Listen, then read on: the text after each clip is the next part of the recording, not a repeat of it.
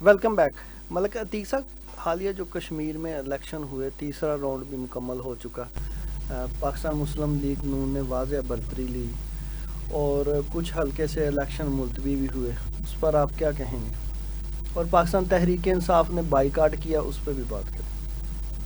پہلے تو بات یہ آ رہی ہے جی، مرزا صاحب کی ایک بات تھی کہ ہمارے پی ٹی آئی کی جماعت کی کارکردگی اور حکومت پاکستان مسلم لیگ نون کی جی جی کارکردگی دیکھیں، انہوں نے 4.25 سال لگائے ہیں، تو اس میں کوئی کارکردگی کے حوالے سے ان کا کیا رزلٹ تھا ان کو دیکھنا چاہیے۔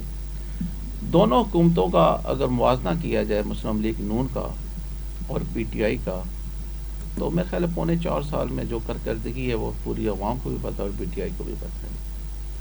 اور دوسرا، مسلم لیگ نون کے حوالے سے انہوں نے بات کی ہے، انہوں نے پی ٹی ایم حکومت کے بارے میں بات کی ہے، تو اس 3 سال میں دیکھا جائے تو انڈیا اور پاکستان کی جنگ میں بھی انہوں نے حصہ لیا ہے۔ انڈیا کے ساتھ افغانستان، دہشت گردی سب کے ساتھ کرنے کے باوجود بھی وہ اپنی روٹین وائز کام کر رہے ہیں۔ اور جہاں تک مہنگائی کی بات آتی ہے تو کوئی شک نہیں ہے، مہنگائی بہت پیک تک جا رہی ہے، اس پہ ان کو غور کرنا چاہیے۔ دوسری بات کشمیر کے حوالے سے آ جاتی ہے، دیکھیں الیکشن ہے، آج کا جو رزلٹ ہے، یہ تو چلو سیٹیں لے گی ہے مسلم لیگ نون، انہوں نے بننا ہی بننا ہے، وہ تو عوام کی چوائس ہے کہ وہ کس طرف جاتے ہیں۔ اگر گلگت بلتستان میں پیپل پارٹی بنی ہے تو یہاں پہ مسلم لیگ نون بن کی ہے، تو پی ٹی آئی کا کام بنتا تھا، اس کو بائیکاٹ نہیں کرنا چاہیے تھا، وہاں پہ حصہ لینا چاہیے تھا۔ جو باتیں پی ٹی آئی کے رہنما کر رہے ہیں، اگر آپ نے فرنٹ مین بننا ہی تھا تو اس میں بائیکاٹ کرنے کی ضرورت نہیں تھی، آنا چاہیے تھا ان کو پتہ چل جاتا کہ ہماری جو کارکردگی تھی اس کا رزلٹ کیا ملا ہے ہمیں، اور مزید جو ہم مینجمنٹ کر رہے ہیں اس کا رزلٹ کیا ہے۔ دیکھیں ابھی تو حالات کشمیر کے، آزاد کشمیر کے بھی حالات بڑے خراب ہوتے جا رہے ہیں۔ جو بھی کالعدم ایکشن کمیٹی جماعت ہے ان کی، ابھی کچھ علاقے ایسے ہیں وہاں پہ پولنگ نہیں ہو رہی ہے، وہاں پہ ان کو ابھی تک الیکشن جی جی نہیں ہو پا رہے ہیں۔ اس چیز کو ابھی تک وہ بھی زیر غور ہے کہ اس کا رزلٹ کیا نکلنا ہے۔ حالات واقعات، اگر انہوں نے مرزا صاحب نے بات کی ہے کہ کشمیر میں بسیں وغیرہ بھیجی ہیں، انہوں نے الیکٹریٹ کیا، یہاں پہ جو کر رہے ہیں تو کیسے چلے گی اور کیا کیا ہوگا۔ لیکن جو پازیٹیو کام ہے اس کی تعریف کرنی چاہیے۔ اگر کوئی حکومت کر رہی ہے، اگر سی ایم پنجاب بھی اچھا اقدام لے رہی ہے، اس نے کافی سارے یہاں پہ پنجاب کو کافی حد تک اچھا بہتر سے بہتر لے کے گیا، اور کشمیر کے حالات بہتر کرنے کے لیے اگر بسیز وغیرہ بیچی ہے تو ان کو اپریشیٹ کرنا چاہیے پی ٹی آئی کی جماعت کو کہ یہ دیکھیں ایک پازیٹیو چیز ہے اور ہونا چاہیے۔ ان کے دلوں میں، دماغ میں اگر کوئی تھوڑی بہت نفرت پیدا بھی ہے تو وہ کلیئر ہونی چاہیے۔ ہمارے ملک کی حوالے سے، کشمیر کے حوالے سے، ہم تو کشمیر کو اتنا کہتے ہیں کہ جتنا D G I S P R صاحب نے کہا تھا کہ یہ ہمارا لاڈلا بچہ ہے، بالکل اور حقیقت ہے لاڈلا بچہ ہے۔ جو ہم چیز پرچیز کر رہے ہیں جس ریٹ میں، وہ وہاں پہ 25% ریٹ ہے۔ ہم اگر 100% چیز لے رہے ہیں، ہم بجلی یوز کر رہے ہیں تو وہ 4 روپے یونٹ لے رہے ہیں، تو ہم تو 50 روپے، 40 روپے، 60 روپے یونٹ استعمال کر رہے ہیں۔ کمرشل تو 100 تک چلی جاتی ہے، جو ہمارے پاکستان کی عوام کے ساتھ زیادتی ہو رہی ہے۔ اس کے علاوہ جو گندم وغیرہ لے رہے ہیں 1000 روپے من لے رہے ہیں، تو ہم تو 6 ہزار روپے من لے رہے ہیں۔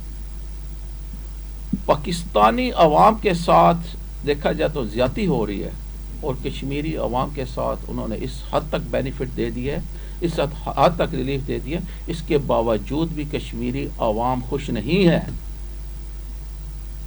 ان کو تو ہر چیز پلیٹ میں ملی ہوئی ہے، ہر چیز بہت آسان راستے سے ملی ہوئی ہے، ان کو تو کوئی مسئلہ ہی نہیں۔ ان کو تو تھوڑا سا انہیں جموں کشمیر کے حوالے سے تھوڑا سا نظر ثانی کی جائے ان کو، تو سب سوالوں کا جواب مل جائے گا ان کو۔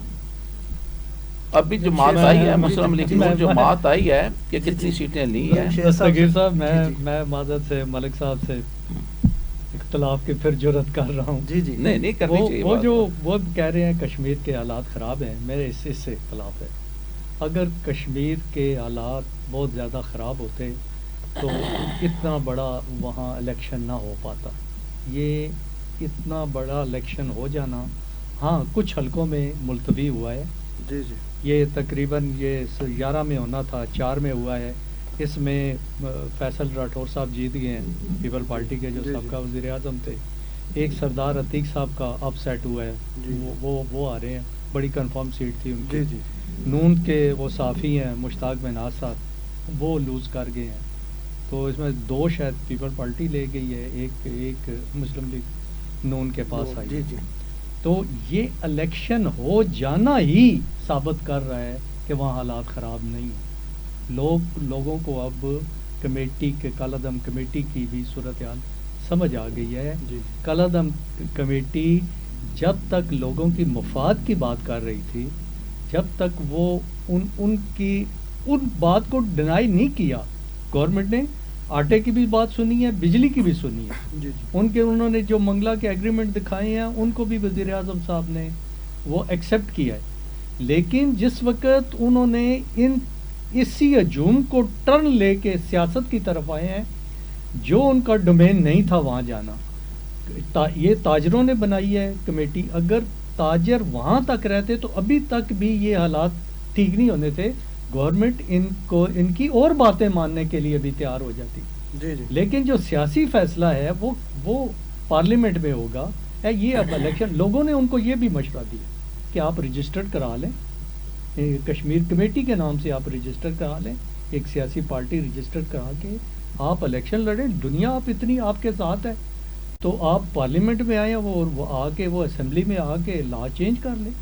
انہوں نے کہا نہیں جی ہمارا تو کوئی سیاسی ایجنڈا نہیں ہے، ہم تو جب سیاست سے آپ 200 فٹ دور ہیں جی تو پھر آپ کس طرح آپ نے یہ مطالبہ کر رہے ہیں کہ مہاجرین کی 12 سیٹیں ختم کر دیں. وہ تو ایک پیور سیاسی چیز ہے نا. جی تو حالات وہاں کشمیر کے، اور میں اس میں انتظامیہ کو اور جو لا انفورسمنٹ ایجنسیاں ہیں انہوں نے بڑے صبر اور تحمل سے کام لیا ہے.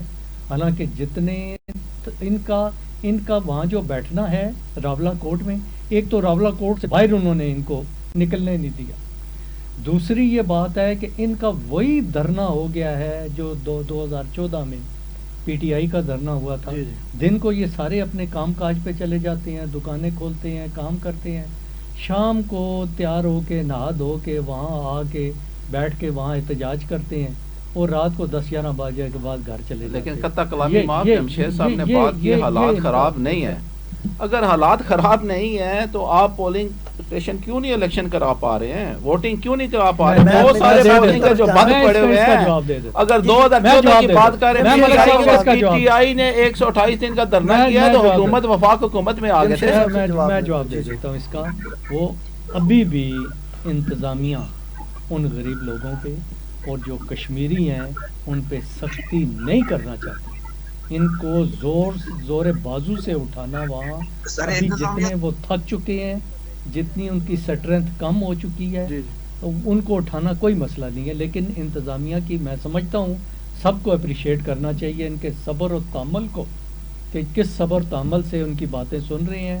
وہ ان کو آپ کہتے ہیں آپ بیٹھے رہیں، آپ بیٹھنا چاہتے ہیں آپ بیٹھے رہیں، لیکن آپ سڑکیں بند نہ کریں، آپ حالات خراب نہ کریں. اور وہ جس وقت اس کے لیے جو ملک صاحب بات کر رہے ہیں، وہاں راولہ کوٹ میں پولنگ کے لیے ان کو اٹھانا ضروری ہے.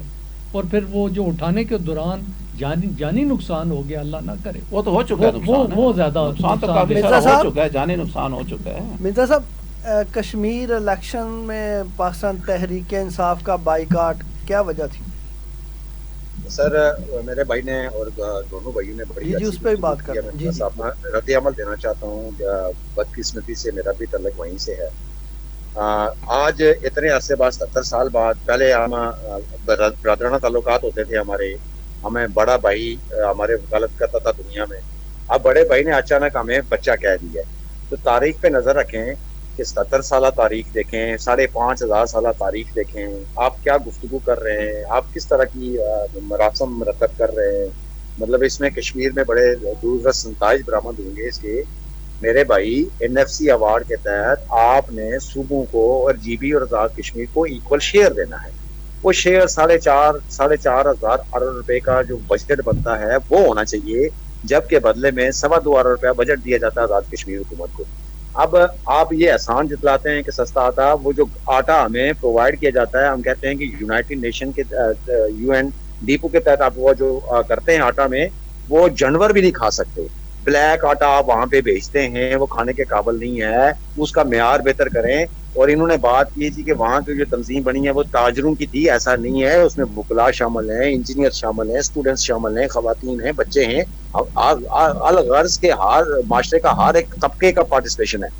مزے کی بات یہ ہے کہ اس تحریک کا سربراہ کوئی نہیں ہے، وہ لیڈر لیس آرگنائزیشن کی. لیکن آپ نے پچھلے سال ان کے ساتھ ایک معاہدہ کیا حکومتی لیول پہ، آپ کے سگنیچر موجود ہیں. ایک ہائی ڈیلیگیشن پاکستان کی طرف سے وہاں پہ ڈیلیگیشن گیا، اس کے سگنیچر موجود ہیں. اب صرف اس کی امپلیمنٹیشن کے اوپر ایشو تھا، اس کو امپلیمنٹ نہیں کر رہے تھے. یہ میڈیا میں یک طرفہ موقف چلایا جا رہا ہے، آ کے یہ کہہ رہے ہیں کہ 38 نکات ہم نے مان لی ہیں. وہ کدھر مانے؟ اس میں امپلیمنٹیشن ایک نکات کے اوپر بھی نہیں ہوئی ہے.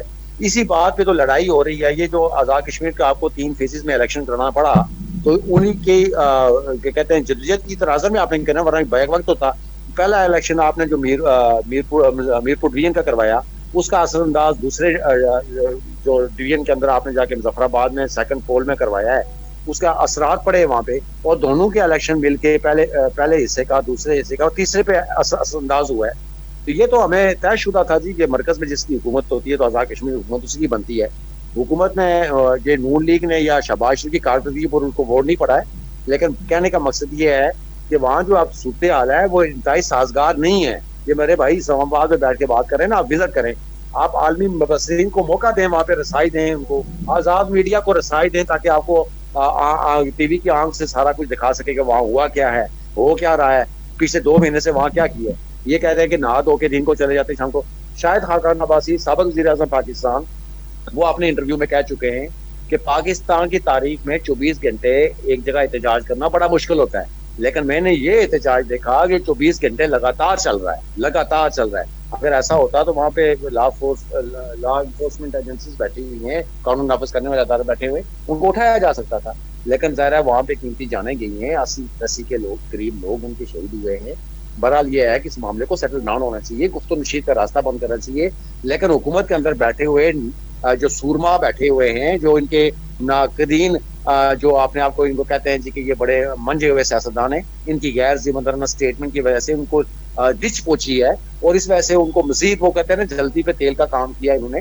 یہ کوئی سنجیدہ لوگ نہیں ہے. رانا ثناء اللہ ہو گیا، خواجہ آصف ہو گیا، یا امیر مقام ہو گیا، ان کی نیت ہمیں پہلے ہی چلتا ہے انکمپیٹنٹ لوگ ہیں. وہاں ذمہ داران لوگوں کو ڈالیں جو فیصلہ کرتے ہیں، فیصلہ سازی میں حصہ لیتے ہیں، تاکہ اس معاملے کو حل کیا جا سکے. کشمیر پاکستان کی شاہ رگا یا نعرے لگتے تھے، آج لوگ وہاں پہ مطلب ظاہر ہے دیکھیں، اب آپ اس حقیقت کو چشم پوشی تو نہیں کر سکتے. وہاں کیا آپ کے خلاف بات ہو رہی ہے، وہ حکومت سے کیا مانگ رہے تھے، بنیادی انسانی حقوق مانگ رہے تھے. NFC ایوارڈ کے تحت آپ ان کو فنڈ پورا نہیں دے رہے حکومت کو بجٹ کا، اور اگر دیتے بھی ہیں تو اسی فنڈ میں سے ان کو سبسیڈائز کر کے دیا جاتا ہے.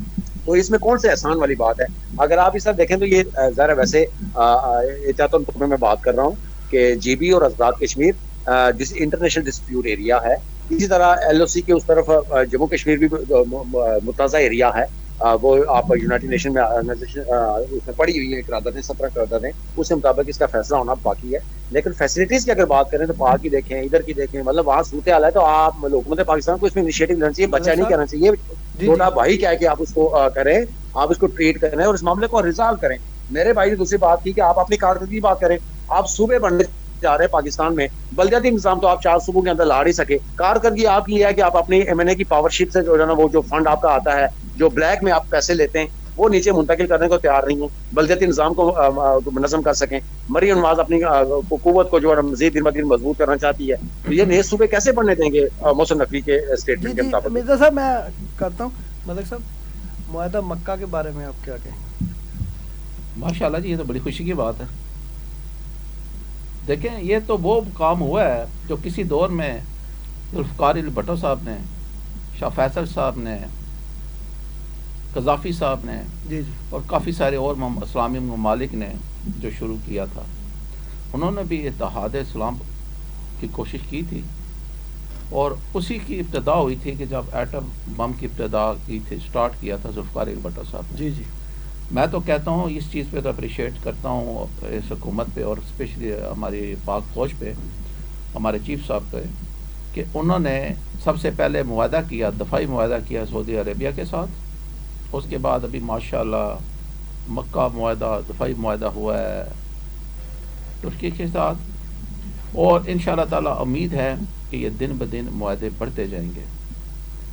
دیکھیں جو اچھے کام ہے نا، اس میں کافی سارے ملکی حوالے سے، ترقی کے حوالے سے ہمارے ملک کے لیے کافی ساری چیزیں بہتر ہوں گی. اور اسپیشلی یہ معاہدہ تو ہم کہتے ہیں نا معاہدہ، ابھی وہ مرزا صاحب بات کر رہے تھے، اگر حقیقت میں دیکھا جائے تو اس وقت ہندوستان کے کیا حالات ہیں، ان کے کیا چیزیں چل رہی ہیں، اسرائیل سو کا سامان ہے. آپ یہود و نصارہ کو دیکھیں، ان کی تو سوچ بھی نہیں جاتی. یہ تو سرپرائز دیا گیا پاکستان نے، ہمارے مائنڈ میں نہیں تھا کہ وہ فوراً جا کے اسی کو تیسرے ملک بھی ایک حصہ بنائیں گے دفاعی، اور کچھ ٹائم تک امید ہے کہ ایک اور 2 ملک بھی شامل ہوں گے، اور انشاءاللہ تعالی آہستہ آہستہ اسلامی اتحاد سب ممالک میں ہوگا. اگر ہم دیکھا جائے تو ہمارا ملک جس معیشت کے حوالے سے جس حد تک گر چکا ہے، اگر یہ جس طریقے سے کوشش جاری ہے، ہمارے چیف صاحب کر رہے ہیں، ہماری حکومت کر رہی ہے، انشاءاللہ تعالیٰ امید ہے کہ ہمارا ملک بہت جلد بہتری کی طرف جائے گا، بشرطے کہ کوئی نہ کوئی انتشار نہ پیدا ہو، کوئی ایسی چیز نہ ہو. اب ایک بات آتی ہے کہ اس وقت جو ہندوستان کا حال بنا ہوا ہے، جو 100 کا سما وہاں پہ بنا ہوا ہے، ان کی تو گوارا ہمت نہیں ہے. جو اسرائیل سوچ رہا تھا کہ ایران کے بعد ہم پاکستان کی طرف دیکھیں گے، اور دیکھنا تو بڑے دور کی بات ہے. وہ سوچ بھی نہیں سکتا ہے. امریکہ کی بھی سوچ میں نہیں تھا. ہم آپ کہتے ہیں ابھی وہ جو پوزیشن آ رہی ہے، یہ تو وہ ٹیکنیکل طریقے سے کام ہو رہے ہیں جس حوالے سے اللہ پاک نے ان 3 سالوں میں پاکستان کو اللہ پاک نے عزت دی. میں دیکھیں مسلم لیگ نون یا پی ٹی آئی یا پیپل پارٹی کے حوالے سے بات نہیں کر رہا ہوں، as a Pakistani citizen, as a تجزیہ کار، ایز اے صحافی ہونے کی حیثیت سے بات کر رہا ہوں. گو کہ ہمارے ملک میں مہنگائی بہت پیک تک چلی گئی ہے، عوام بہت مشکلات میں ہے، بہت تکلیف میں ہے. اس میں حکومت کو کچھ ضرور سوچنا چاہیے کہ جہاں ہم ملکی حوالے سے ملک کو معیشت کی بہتری کی طرف لے کے جانے میں کر رہے ہیں. جمشید صاحب کی طرف جانا، جمشید صاحب معاہدہ مکہ اور دشمن ممالک میں سوگ، اس معاہدے پہ دستگیر صاحب جی آپ دیکھیں کہ اس میں جو سب سے بڑی بات ہوئی ہے اس معاہدے پہ کہ اس کی بڑی رازداری رکھی گئی ہے. ایون کہ CIA کو، موساد کو، کسی کو کوئی علم نہیں ہو سکا کہ، اور ہمیں بھی نہیں سمجھ آئی کہ جس وقت یہ CDF صاحب اور وزیر اعظم صاحب فلائی کر کے وہاں پہنچے ہیں سعودیہ، تو ساتھ ہی یہ خبر آ گئی کہ طیب اردگاہ صاحب بھی وہاں آ رہے ہیں.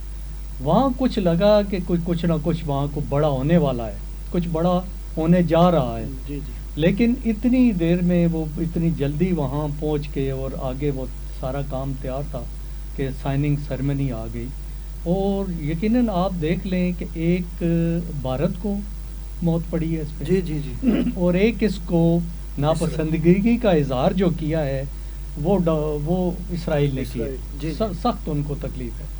اور بیسک جو اس کے پیچھے جو مین ہے، جس طرح دستگیر صاحب سعودیہ والے یہ کہتے ہیں کہ بلکہ اپنے آپ کو فخر سے یہ بات کہلواتے ہیں وہ کہ ہم خادم حرمین شریفین ہیں.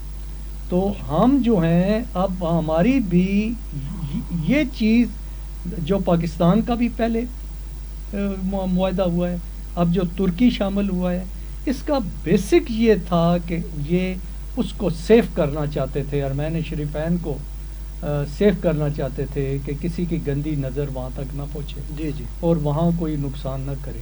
اور اب آپ اس میں MBS صاحب کو بھی دیکھ لیں کہ ان کی کہاں تک نظر جا رہی ہے بین الاقوامی امور پہ، اور کہ یہ ٹرمپ صاحب کے پچھلے دور میں شاید آپ کو یاد ہو کہ ٹی وی پہ انہوں نے 30 سیکنڈ جلدی کلوز کرنا تو انتہائی انہوں نے بدتمیزی کی تھی. اور اسی وقت یہ ان کی سوچ آ گئی تھی کہ ہم ایک ایسا اتحاد، ایسی ایک چیز کریٹ کریں کہ جس سے ہم حرمین شریفین کو بچا سکیں. بہت شکریہ جمشید احمد خان صاحب، بہت شکریہ. ملک عتیق صاحب آپ کا بہت شکریہ. مرزا عاصم بیگ صاحب آپ کا بہت شکریہ. ناظرین یہ تھا آج کا اختلاف. انشاءاللہ بشرط زندگی آپ سے ملاقات ہوگی اگلے پروگرام میں. تب تک کے لیے اپنے میزبان کو اجازت دیجیے.